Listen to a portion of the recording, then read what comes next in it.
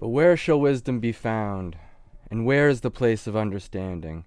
Man knoweth not the price thereof, neither is it found in the land of the living. And unto man he said, Behold, the fear of the Lord, that is wisdom, and to depart from evil is understanding. Welcome back to Book Wave, the book club podcast. I'm your host, Scott, joined today by Pat, Yeah. Will, Hey everybody. and Jason. Howdy. Today we're looking at the book of Job, trucking through our Holy Bible book club. And if you're new around here, you should check us out at our website. We're on YouTube, we're on Anchor, we're called Bookwave everywhere. But my first question to the group is, and to anybody listening at home, why do you think it was that God allowed Satan to punish Job? So I don't have a direct answer why God chose to punish Job, but it's set up where God and Satan are in heaven talking, and this is kind of arranged as a bet where God allows Satan to go and punish Job. And so the whole story is Job having a conversation with his friends after his flock of 500 oxen and donkey are killed, and then his flock of camels are taken, and then the Chaldeans run off with his slaves, and then his kids, they're celebrating a birthday, which they do. He's got 7 sons and 3 daughters, I believe, and they're celebrating a birthday, and their house collapses on him. He gets crushed. Then Satan afflicts him with health issues and boils, and he's just having this conversation after all this with his friends. Why this happened. That's kind of the majority of this book. And one of the things he says is, God's turned me over to the ungodly and thrown me into the clutches of the wicked. And so he feels like he's being completely treated unjustly because he sees himself as a righteous man. I don't know. I think it's quite air quotes evil for God to allow Satan to do this. What do you guys think?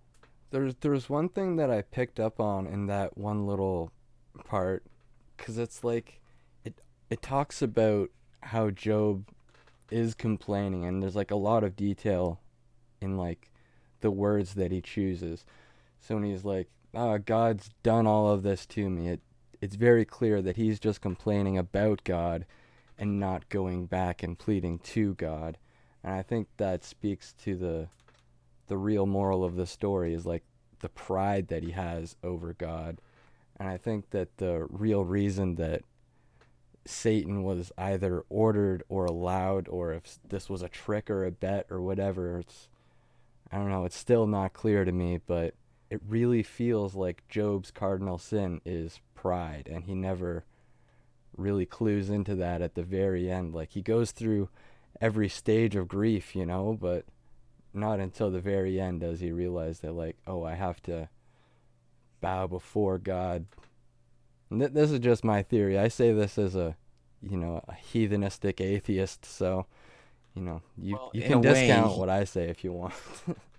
in a way, pride does play a role in Job, but he also is at the beginning. He's been known to praise God every day. So Hmm. I don't even know exactly where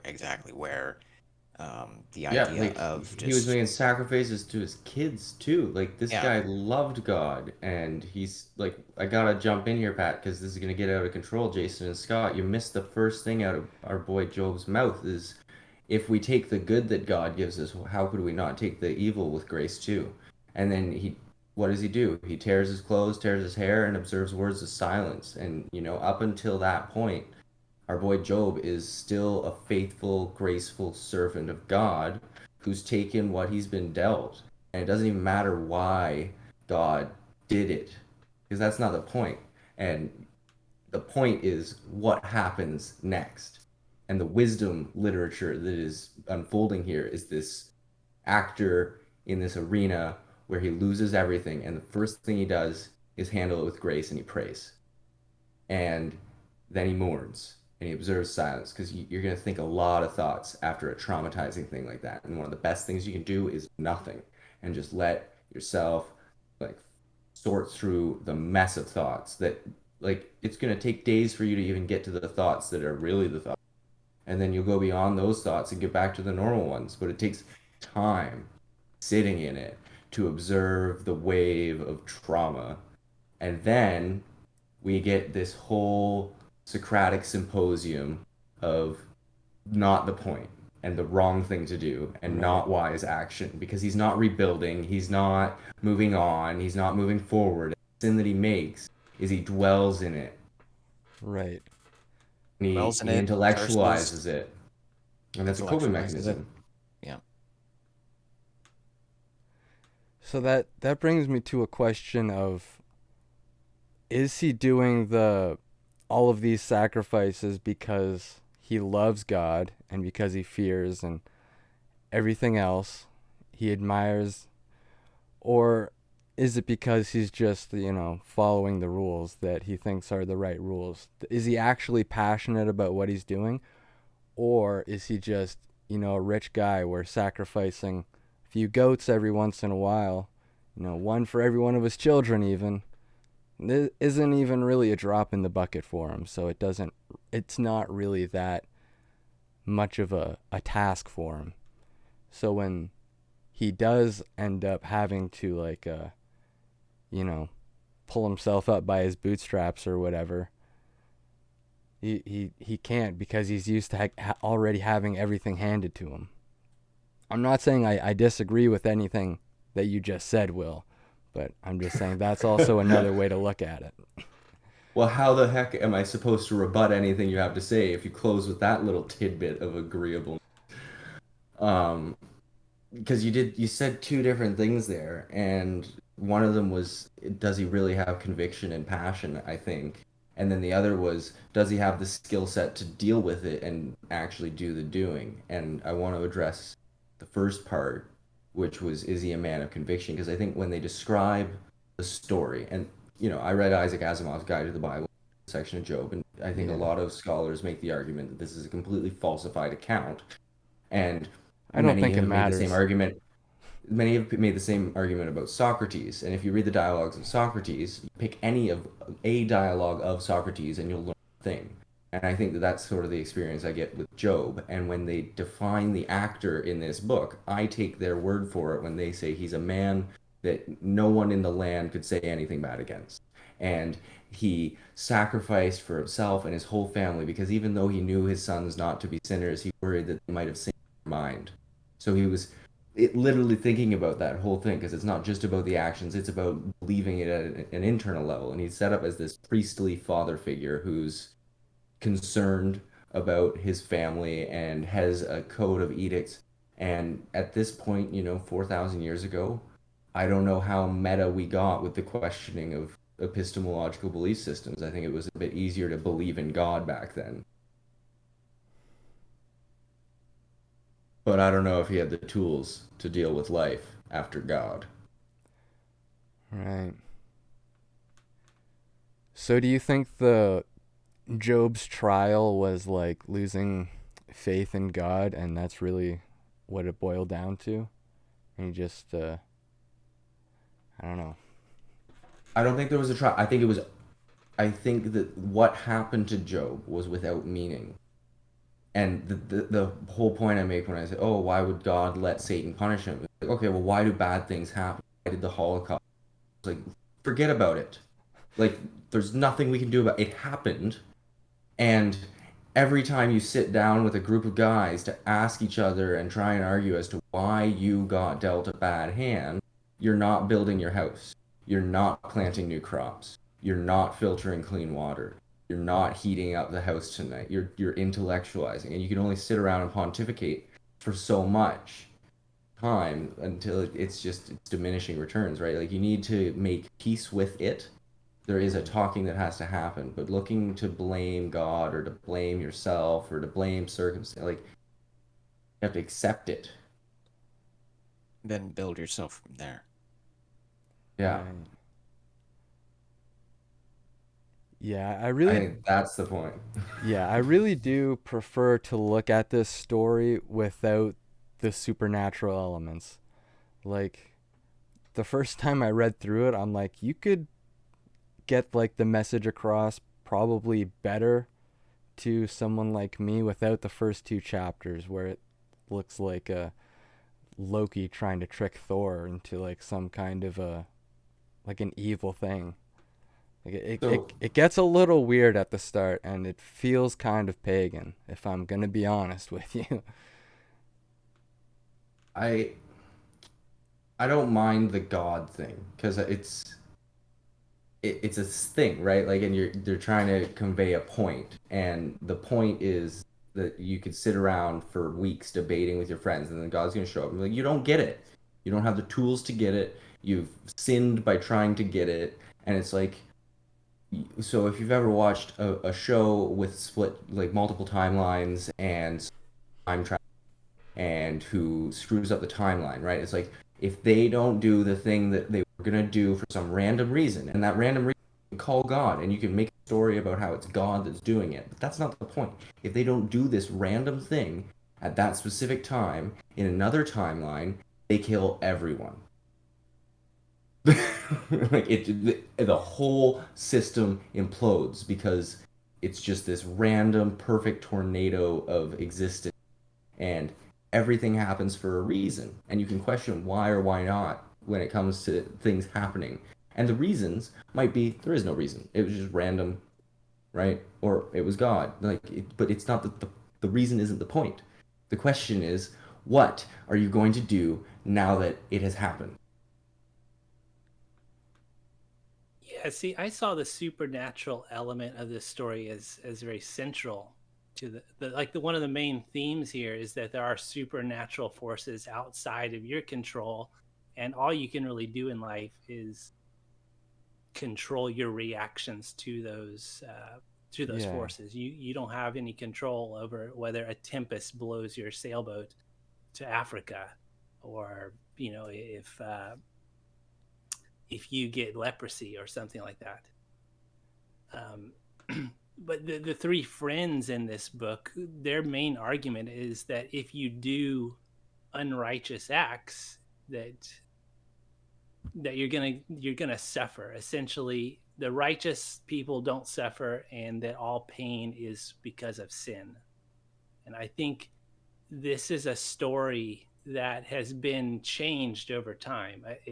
Originally, this guy Job, uh, most likely historians think this happened sometime around the before the first temple period, before Solomon. And I Yeah. think that the story that we're reading today has been redacted. There's been elements of this idea that sin is going to lead to pain, and you have to act righteously to to to lead a good life and feel good. I And I think think that's something that the church wants to definitely keep in there. I really think that this story has meant different things at different points in time. And I think it's the same thing for a lot of the parts of the Bible. Like we know it changed at some point because there was no concept of Satan before the exile or whatever, so we know it like that part of the story is newer. But there's a lot of people that think Job was around in like at the same time as Abraham or right after Abraham, so like who knows, it's really impossible to speculate. I really do think the first two chapters came afterwards though, and like the original story was about what we were just kind of talking about, where like you're a rich guy, walking around like Jim Taggart from Atlas Shrugged. You're doing what you think is right, you're going through the motions, and then shit happens, hits the fan, and then it's how you deal with it in the end. Like he goes through like the 7 stages of grief or whatever. I really think this is where like the first example of like where we get that concept is right here in the book of Job, because like he starts trying to bargain with God. He gets like all down in his luck. One of the first things he does is curse the day he was born, contemplates suicide, and then all of his friends are just like, "Well, you must have done something, right?" So, Or your kids Calls did him. something. yeah.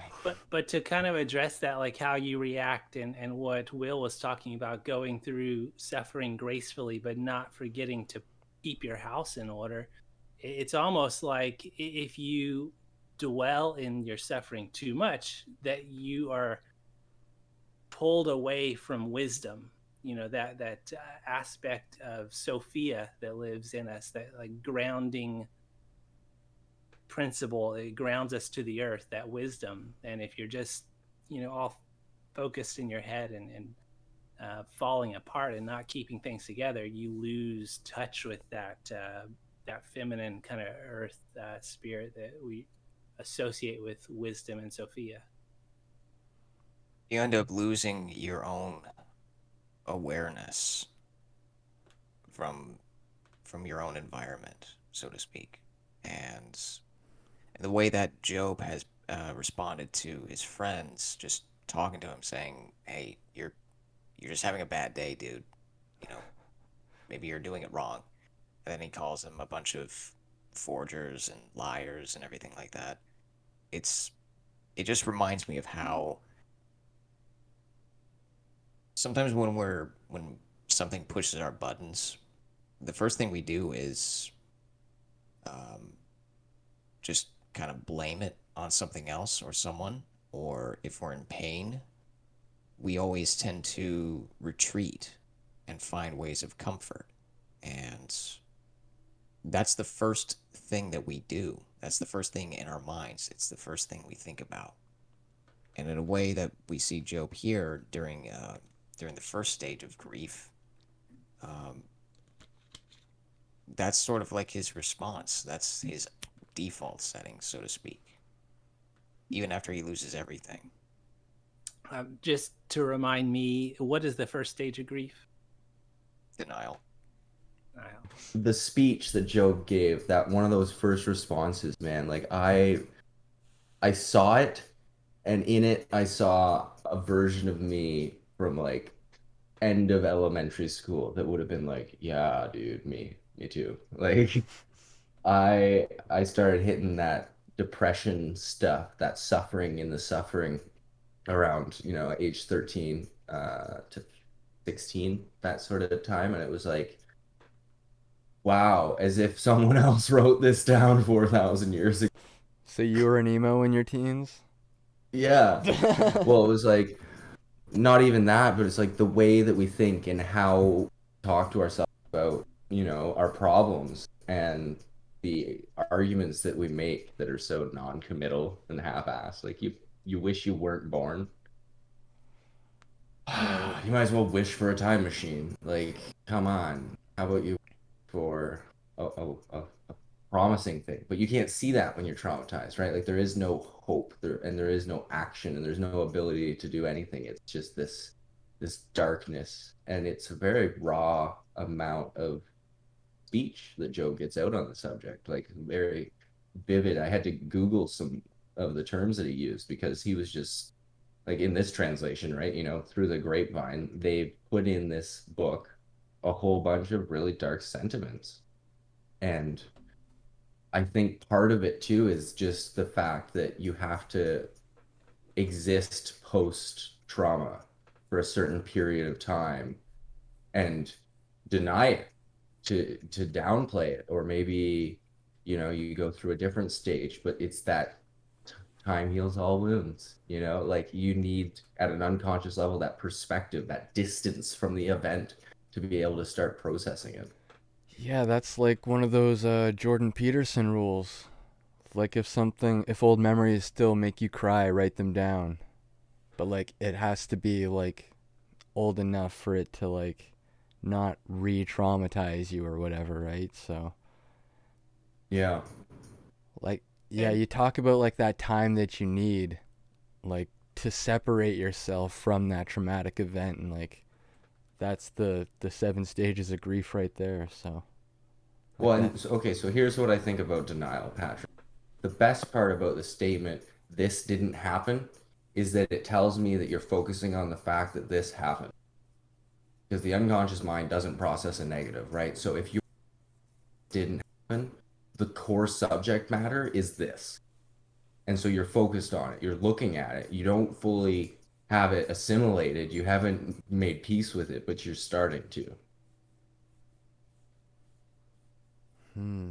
You could just think about elephants and trees and coconuts, but no, you're thinking about this didn't happen. So kudos on you for taking your first step. so at a certain point, though, our main character Job does start to accept that this is happening to him, and he's kind of asking the question, like, how can I even address my grievances with God? And he's asking, if I've sinned, he's talking to God, I guess. If I've sinned, what have I done to you? I think he's kind of accepting that maybe he had done something, but he doesn't know how to like actually reach this God, because you look up into the sky, and even though the stars are so far up there, he's like even further up. So how does he communicate with us? Yeah, that's the bargaining stage, which doesn't work.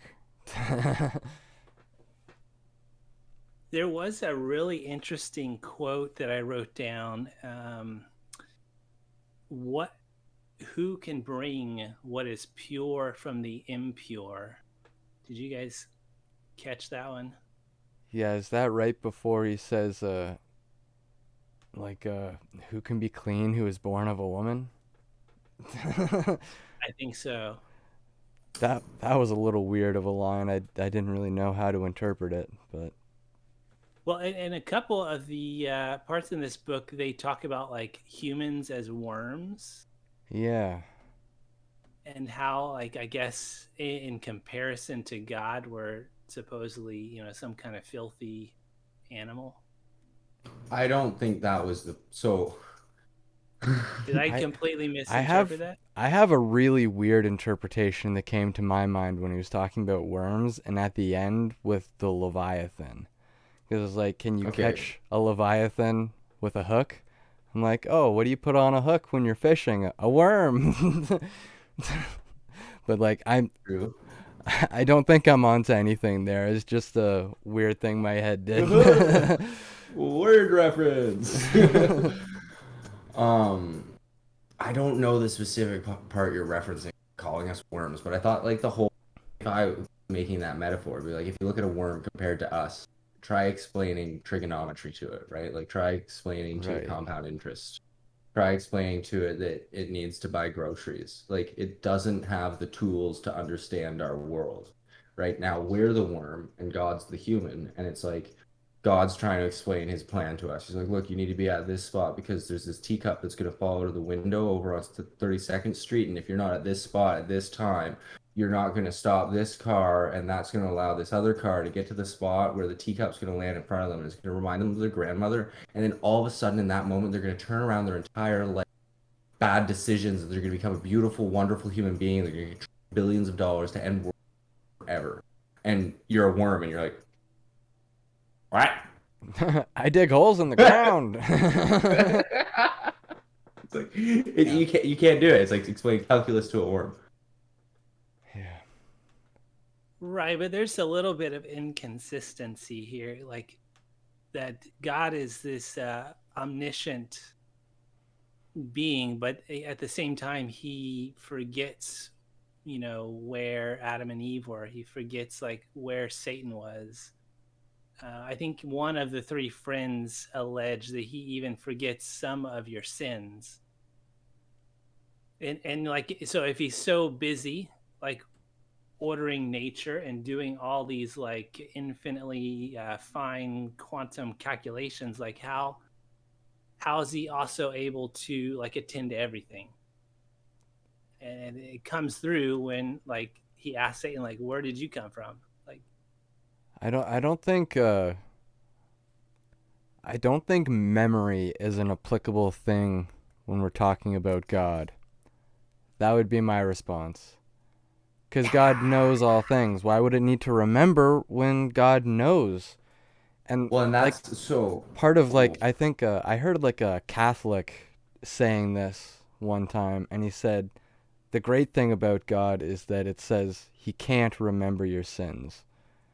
Like he can't remember your sins because that would be a negative. That means he would see you and like would only see your flaws. But like the great thing about God is that he only sees your potential and like the way things are supposed to be when he sees all of his children. Again, this is just a secondhand source. You were saying, Will. um, yeah, I was. I well, sure no, was. Jason started talking. Let me interrupt that's you again. really Okay. interesting how you said he only sees your potential, because it kind of explains that jealous aspect that they talk about Ah, quite a bit in the Bible. Like, if you're not living up to your potential, it makes God jealous.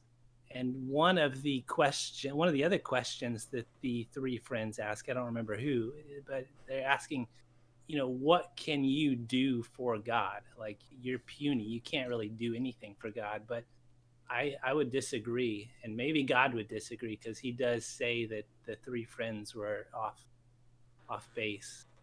right. So let me put it to you this way, Jason. Let me return to that starting question. Why do you think God would let Satan do this to his most faithful servant, Job, just like Daredevil? Well, we're talking about a concept that is literally omnipotent, omniscious, all knowing, and almighty, and timeless and permanent, right? And we're referring to this timeless and permanent and omnipotent thing at a meeting, making a choice about how things are going to unfold. And it's like, how much of that is actually happening in a human perception frame where God's saying, "Oh, I guess you can do that, Satan." Like, if this thing is so much bigger and incomprehensible than we understand, how isn't that already part of his plan? And maybe to the Satan's point of view, unfolding in front of Satan as though Satan had a choice in what he was doing in questioning God in the first place. But it's like God is bigger than that moment, and he's all of the moments, and he's in everything all of the time. So how is he even like is the term "how did God choose" an invalid premise because it's beyond choices, which is a human concept, Right. right? I God's think what plan can't be broken down into humans saying, "Oh, he chose this." It's not. God doesn't choose.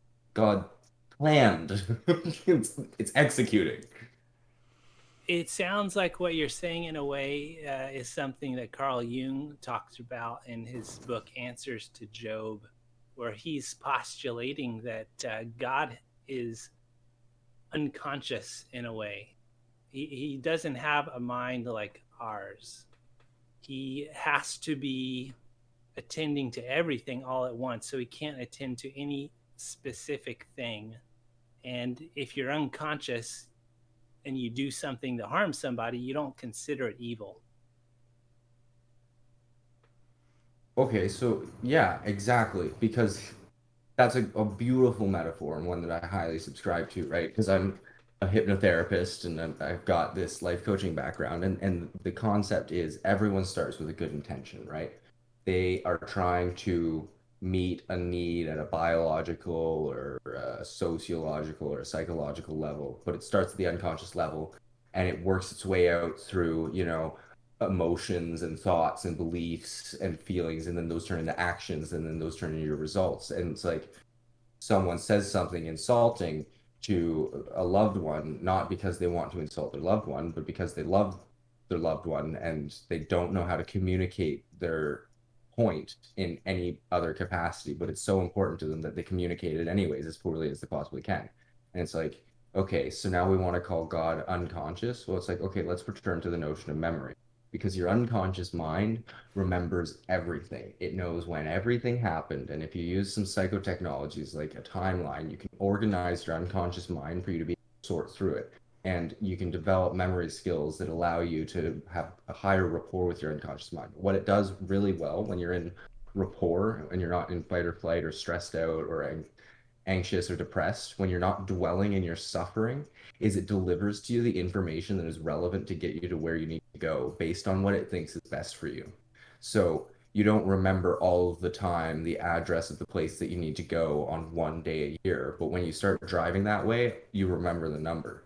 Or you always know to go to a certain place to do the thing, and then when you're in that place, you start remembering all the other things that you need to do when you're there.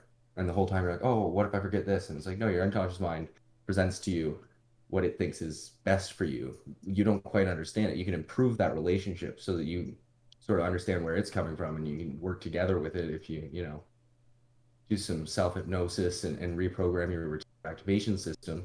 But that's a whole different conversation. So that's a Well, cool I like concept. that.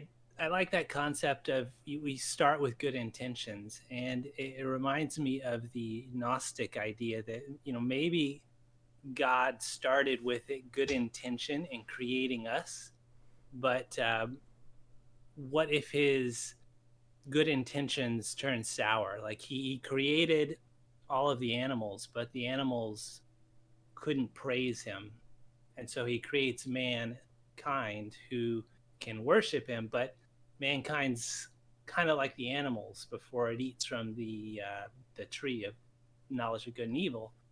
And I always thought it was strange that God would put that tree in the garden, but what if he intended for us to eat from it so that we could worship him, so that we don't worship ourselves?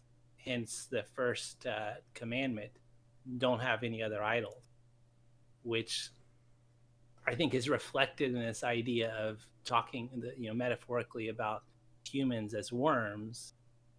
You know, don't don't have that pride and worship yourself. Instead, worship me as your almighty, or what the Gnostics would call like the demiurge. Hmm.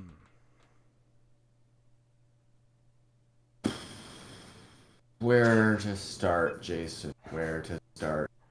Um, the knowledge of good and evil. Believe. So we are at Genesis. So you've done it. You've summarized. You've given us approximation of the dates, and we return to Genesis. Well played. 3 for 3 every time. Everybody playing their Synapsion bingo at home. That's fantastic. Okay, but we're doing it. The knowledge of good and evil kicks us out of the garden so that we have to worship. I think you'd need to have the knowledge and the ability to be negligent in order to value not being wrong, right? Like if we didn't have that knowledge, we would be worshiping without conviction. Oh yeah, I'm not arguing that that Scott. knowledge is bad in any way. I think it's vital to our identity and who we are as a species. But so I'm saying yes, I think it was God's plan to have us eat that so that we could Yeah. understand what it meant to sin and what it meant Here's to truly worship. here's the way I think. You kind of see, like, I don't see God and Satan as opposing forces in Job at all. And I think I would say the exact same thing about Genesis. Like, Lucifer is there to, invoke the will to power. Say, To like, facilitate things. yeah, like, stir the pot, get things going. God's there to catch us. If you listen to the New Testament, God is all love and agape, and the Old Testament, God is like the God of jealousy or whatever. He's kind of he's he's the one kicking Moses in the ass, telling him to get his people out of the desert, like he's lighting that fire under him. He's giving him that spark, that will to power. And in the New Testament, Jesus preaches all love and everything else. God is love. Self-sacrifice. Self-sacrifice. Yeah. I see Christian it as values. God in the Old Testament is kind of ruled by his own animus or his yang energy, and then transitions to like accepting his own wisdom or something, that feminine aspect of Sophia. And then in the New Testament, he kind of incorporates the yin energy there, the anima. Hmm. Well, you got us there again. Right, yeah. Jason was talking about yang animus goddesses and the Yin. Garden of Eden and the tree of forbidden knowledge of good and evil.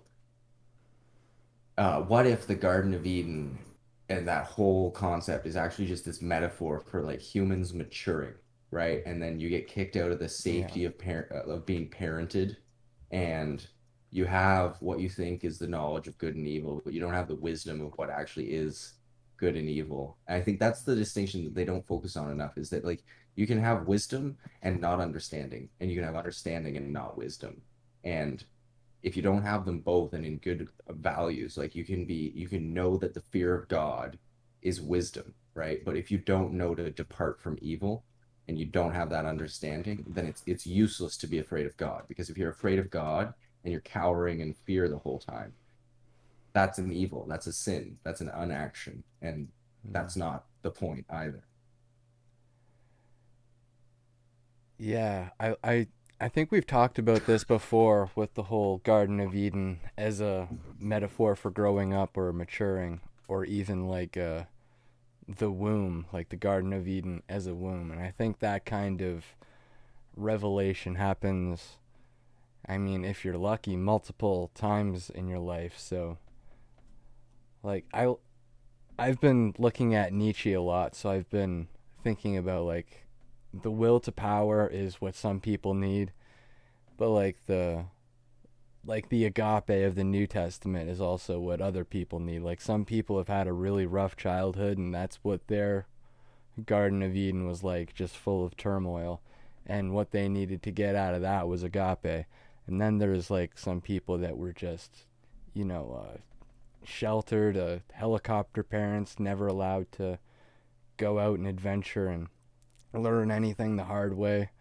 What they need is the will to power. What they need from God is for them to come down and say, hey, get your people out of Egypt, you know. They need a mission, they need a quest.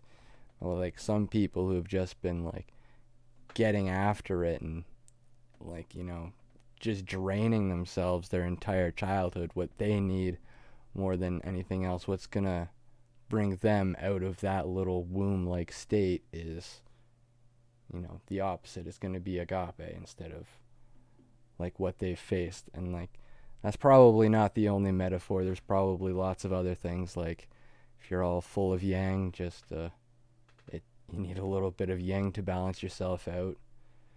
You You settle down there. You because whatever. you made a really good point. Like I really like where you're, the agape and the will to power, and it makes me think of Philia as well, right? Like Mhm. having, there's a whole group of people that are toxically independent, and what they need is to do something in partnership with humans. And a lot of people don't have friends in our generation. I don't know if you know this, but like 22% of millennials don't even have an acquaintance.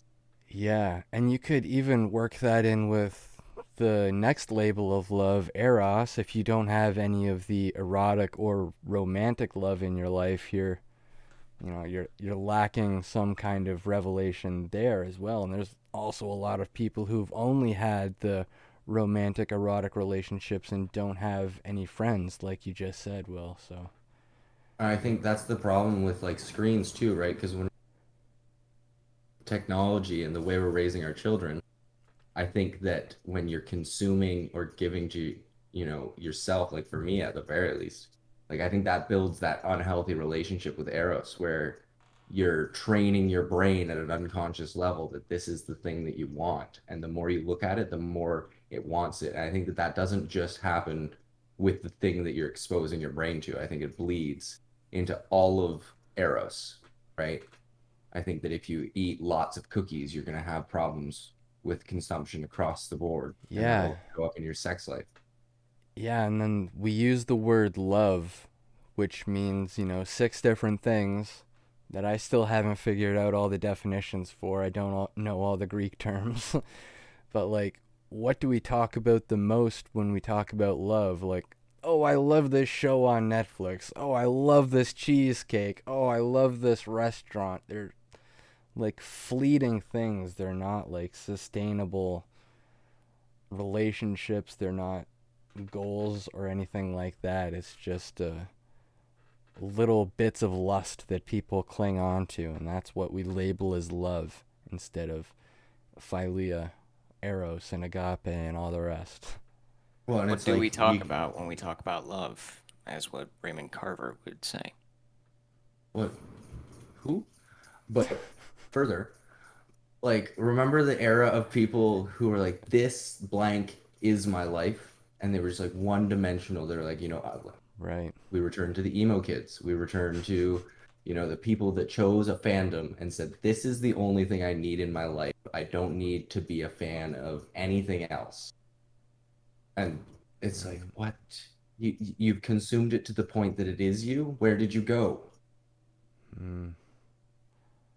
Because you That kind of didn't. goes, and that kind of goes back to the cycle of debate, the great debates with Job and his friends. When I think one of them says, how long is Job gonna keep speaking like this? And that kind of reminds me, how long must we suffer? Is there an actual time span of our suffering that we stay in there? Or is there a It's time fe- in which we can live through that suffering and then reach a point where we can become aware of our suffering and use that to finally build ourselves? I always respond, but I don't Well, really do how it many again. roads Okay, must a go ahead and man walk respond. down? I think that the suffering is the building. I think if there's one thing I like in this world, it's a hero's journey story. And, the villain usually says, "I've got it all. I'm calm, cool, and loving, and I'm going to have no problems, and I'm going to make the world a better place." And then the hero says, "I'm afraid I'm going to fail. These things are hard. I'm afraid to let go of this. I'm afraid to accept that. It's hard to bear." And it's always the person who's suffering that ends up being the hero. Sometimes you have these books like Job where the suffering is undue and there's no becoming, sort of meaningless. But in the hero's journey, it's the one who suffers that is actually becoming the whole time, in spite of the fact that they're suffering. It's the fact that they're suffering that is the whole thing that Yeah. separates them from the villain. And to just answer Pat's question about, like, is there a specific time? I would say no, but there is a process. There's not like oh, you need it exactly 3.5 days. Then you're good. But I would If say only you, it was that easy. yeah, I would say you do have to go through the entire process of suffering before it means anything. Are we talking about grief now? I'm I'm I'm kind of using suffering in like the definition of like to undergo something, to suffer something. It's like you can suffer happiness, but it's like the Hmm. whole ordeal, you have to go through it before you can. I don't know what I'm trying to say. I think, like, I like the idea of constantly leaving the Garden of Eden. Like, you go through Yeah. like lifetimes of your existence. For me, they've been like 3 to 7 year chapters of time where it's like I have become someone new and Yeah. that has ended. And I think Or we're even suffering that. or even the cave or the modern version, the Matrix.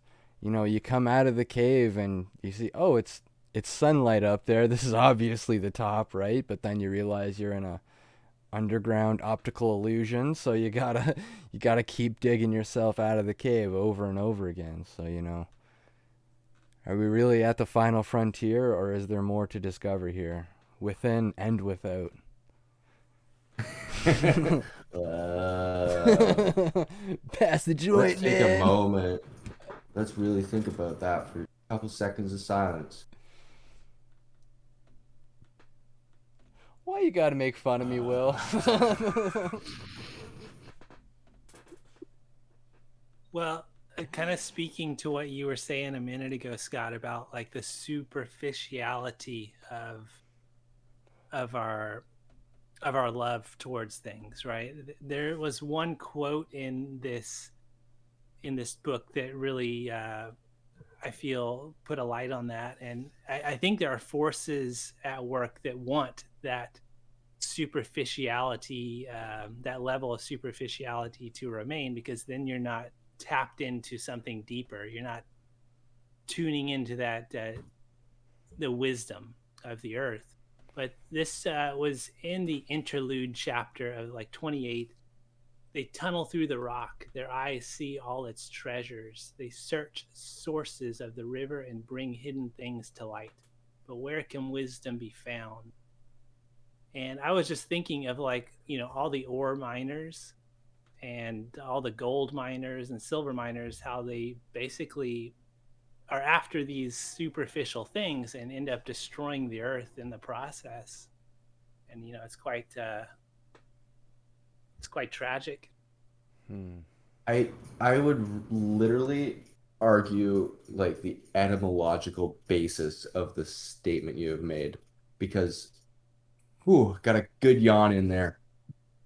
The rocks that they're mining for like literally aren't superficial because superficial means on the top. Like the rocks that they're mining for are literally deep.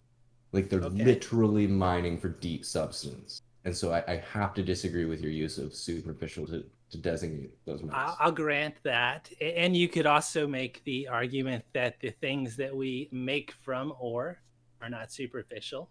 They build the roads we drive on. Yeah, I think, and man, there's been a lot of people who have been like, diamonds are inflated and it's all just this stupid thing that it's dumb and they're worthless and it's just a rock that does nothing. And it's like, yeah, but like, not everyone can afford them now. So when you get one, it kind of makes you feel special because, like, because we did that. Like, you don't need to get it if you don't want a diamond. But I swear to God, if you can get to a place where you can purchase a diamond and still pay your rent, you're gonna be like, "Wow, Yeah. I could give this back for hundreds of dollars." And at People will be like, "This is a diamond." and at the end of the day, you're not paying for a shiny rock. You're paying for like the story behind it. Like with everything else in life. Yeah. And like you can look at Jupiter's Legacy and like the whole proposal with the piece of coal and then just compressing it in his hand and like the little diamond.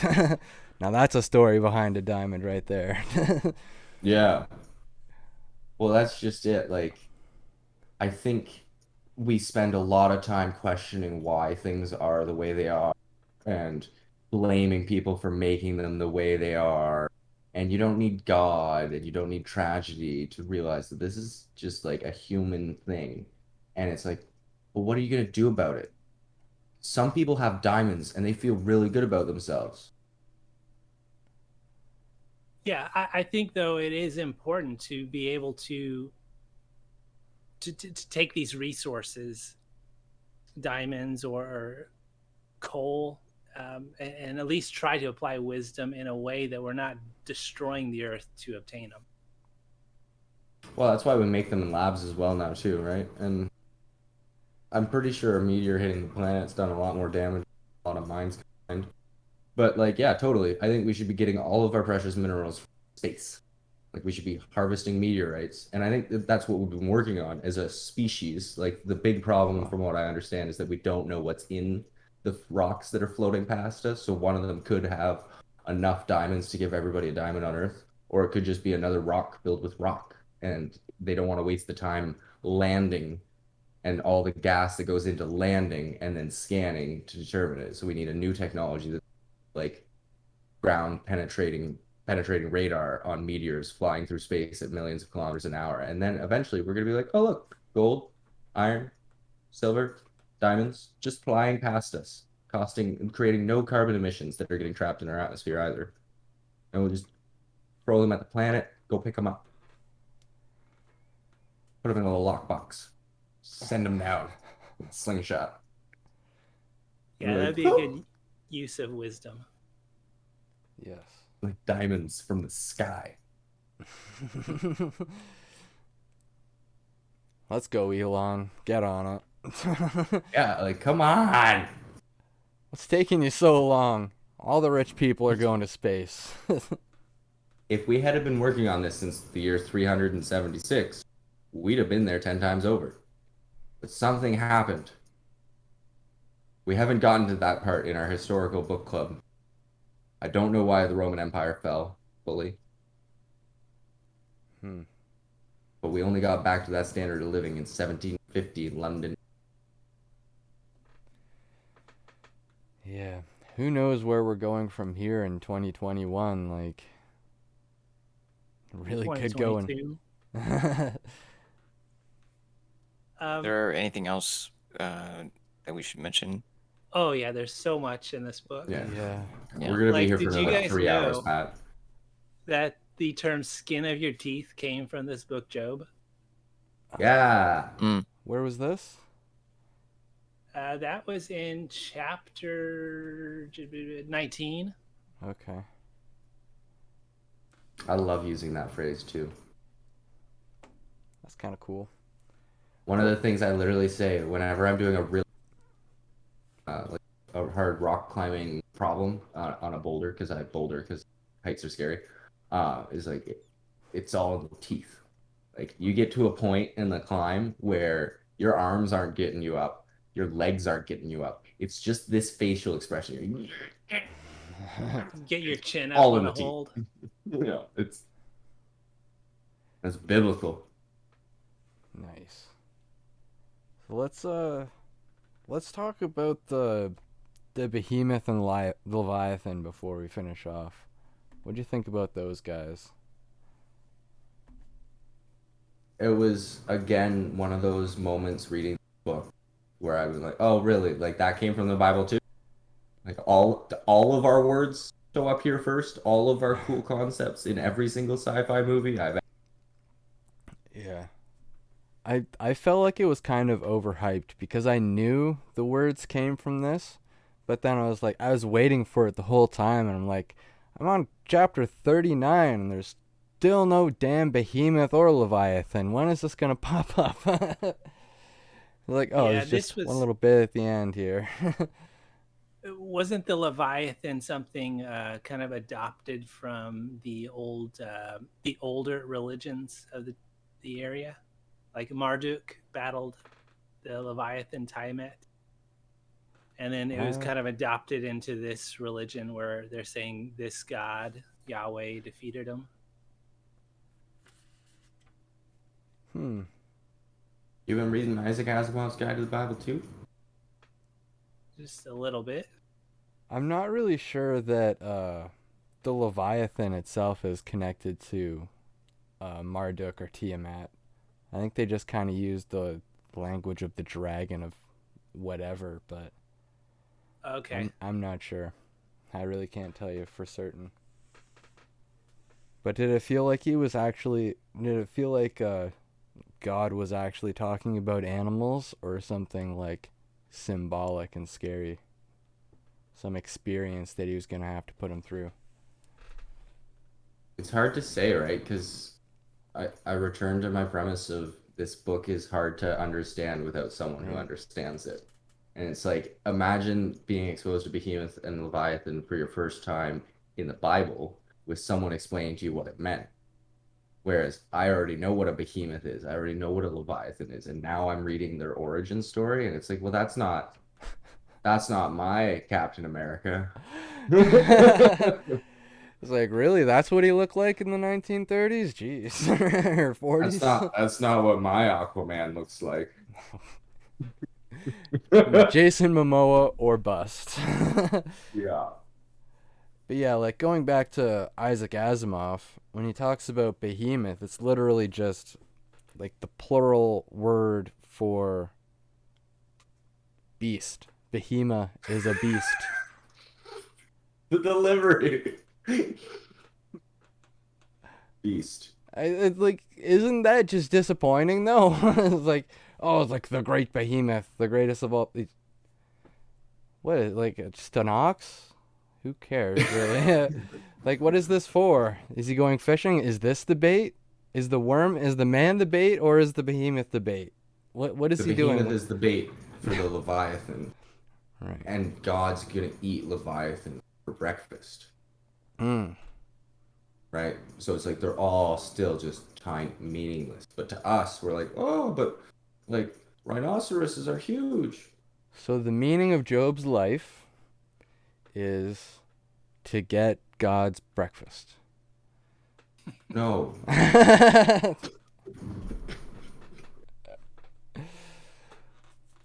all right, we better wrap it up. There's actually one Uh, last thing that I want to mention. Alright. Yeah. It's in chapter 38, and the quote that I highlighted is, "Where were you when I laid the foundations of the earth, when the morning stars sang together and all the sons of God shouted for joy?" And I started to think of this as like an entire, like an entire summary, but also it just kind of it made me think about how, even though we are going through agony and cruelty from all powerful forces among us, there is somewhere in that kind of agony that draws us back into something that is essential to us, like something that is, um, what would you call it? Something meditative. Like when you go through so much suffering, you forget some of the good things in the world, like what you what you had before, and then somewhere throughout the suffering that you go through, like Job did, um, there's always that small glimmer of light where we just look at that and think, okay, maybe I didn't lose hope. Maybe there is something out there that I can actually grasp, something that I can actually go after. And it's kind of essential in the movie The Tree of Life, and it kind of follows that kind of story pattern. Um, so I don't know what you all think about that. I don't know. It felt like in this story that Job really didn't have any sense of hope or like silver lining. He started off with that like denial of it and, cursed the day I was born. And then he kind of progressed to, well, if I did something wrong to you, God, like, how can I even like talk to you? You're not like, you don't appear to me. So to me, he felt a bit hopeless.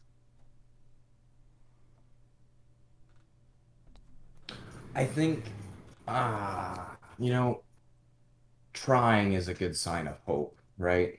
Questioning it, debating it, it might not be the best application of the hope, or the faith might not be present, Yeah, I but think I you, think hope is a choice.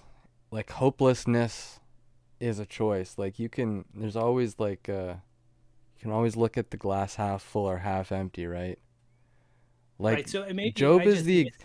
Job is the perfect example of a guy who just had his glass emptied, and the only thing that brought him out was to look at it as half full, right? So I think that's like attitude is more important in that aspect.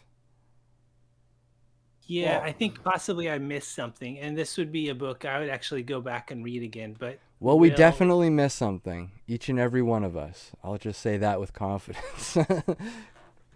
is what you're saying, Will, that he kept trying. He didn't just give up and die like his wife suggested. He didn't commit suicide. He didn't curse well, God. yeah, yeah, like I said earlier, really easy to wish you weren't born, but there's a fucking chasm between wishing you weren't born and killing yourself, right? Like that's an Yeah. inactive, wishful thing. And that's that's a fucking glimmer of hope. Pardon my language, but here we are. We're at the back end of the podcast and we're talking about what Job's really feeling. And, there's hope there. Because Yeah. if it was hopeless, there would be no debate. Okay, I can see that now. Yeah. Yeah, I think that's a good notion to end on. Were there any other like quotes you guys found that really Just stood out to you? I just want to rephrase the last thing I said in the positive. Debates are a form of hope, Yes. right? If you're willing to debate and attempt in the way that Job attempted with his friends, and I will share the one quote that I found favorited. I don't even know which section it's from, but it's pretty early on in his first rebuttal. He says, "Hear diligently my speech, and let this be your consolations. Suffer me that I may speak, and after that I have spoken, mock on." And you know what? That spoke to me because he's all right with the fact that his friends aren't at the point. He's asking, let me speak, let me get this off my chest because hopefully, he can communicate and he's got this good intention and he's making it an action and it's not self-destructive and it's not inaction. And I think those two things are the worst of evils. But he definitely sinned. There you go. All right. Well, until next time, may the force be with you. Or equal to mass times acceleration. Both. Thanks for listening.